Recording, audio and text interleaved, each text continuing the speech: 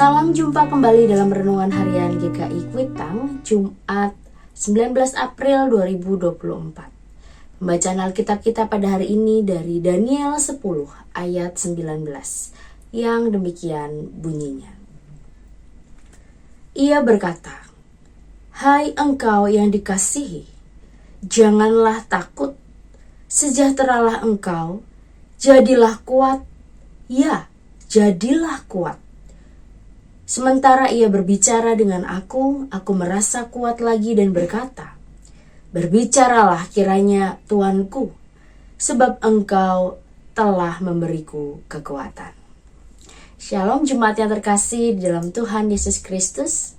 Apa kabar Bapak Ibu Saudara? Kiranya Bapak Ibu Saudara dalam keadaan yang baik, dalam keadaan yang sukacita. Jemaat yang terkasih, dalam sebuah pertandingan olahraga angkat besi, para atlet yang bertanding saling beradu siapa di antara mereka yang paling kuat. Penilaian siapa yang menang dalam pertandingan tersebut ditentukan dari berapa kilogram beban yang berhasil ia angkat. Salah satu atlet angkat besi Indonesia yang berhasil mengukir prestasi di kancah Olimpiade Tokyo tahun 2020 adalah Eko Yuli Irawan.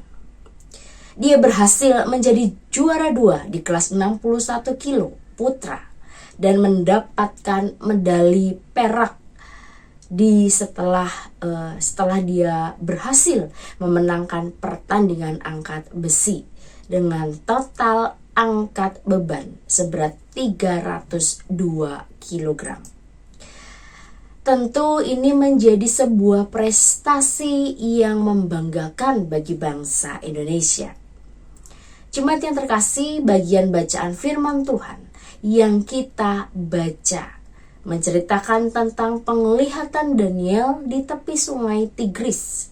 Saat itu Daniel sedang dalam masa perkabungan selama 3 minggu.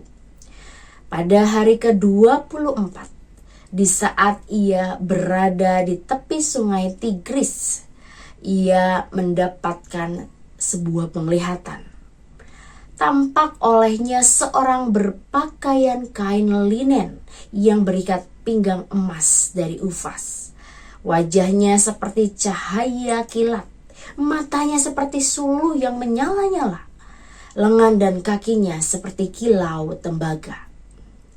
Ketika Daniel melihat penglihatan itu, ia menjadi pucat dan merasa tidak mempunyai kekuatan lagi. Kemudian orang yang tampak dalam penglihatan itu mengatakan agar Daniel tidak perlu merasa takut. Ia menyampaikan pesan tentang apa yang akan terjadi kepada bangsa Israel kepada Daniel. Ia menyentuh bibir Daniel dan memberikan kekuatan kepada Daniel, sehingga Daniel dapat melanjutkan kembali tugasnya sebagai Nabi Allah. Jemaat yang Tuhan kasihi, peristiwa Paskah adalah peristiwa kemenangan Kristus. Tuhan Yesus telah bangkit, maut telah Dia kalahkan, dan Dia hidup untuk selamanya. Melalui peristiwa Paskah inilah para murid mendapatkan kekuatan yang baru.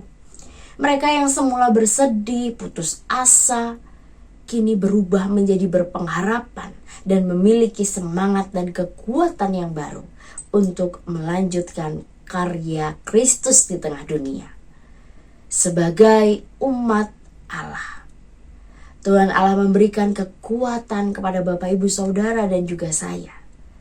Dengan percaya akan kuasa kebangkitan Kristus, kita yang lemah dipulihkan, kita yang menderita dikuatkan, kita yang ada dalam kegelapan mendapatkan terang.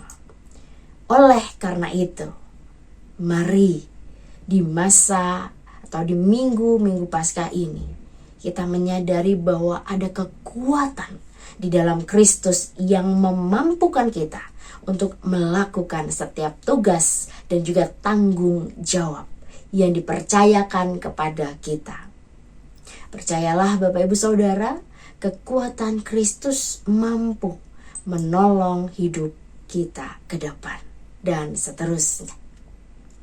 Selamat berefleksi untuk kita semua. Tuhan memampukan kita. Mari kita berdoa. Ya Kristus, Engkaulah kekuatan kami. Engkaulah sumber kekuatan kami yang memampukan kami untuk melanjutkan perjalanan kami ke depan. Kebangkitan-Mu menjadi bukti nyata bahwa Engkau mampu mengalahkan maut, dan menjadi bukti nyata bahwa kami punya Allah yang hidup, yang mampu menolong, menopang, menguatkan kami untuk dapat melewati setiap pergumulan kehidupan kami, sehingga kami menjadi berani, sehingga kami menjadi manusia-manusia yang kuat dalam menjalani pergumulan kehidupan kami. Kami mau serahkan kehidupan kami hari ini, esok, dan seterusnya hanya ke dalam tangan kasih Tuhan saja. Dalam nama Tuhan Yesus Kristus kami telah berdoa. Amin.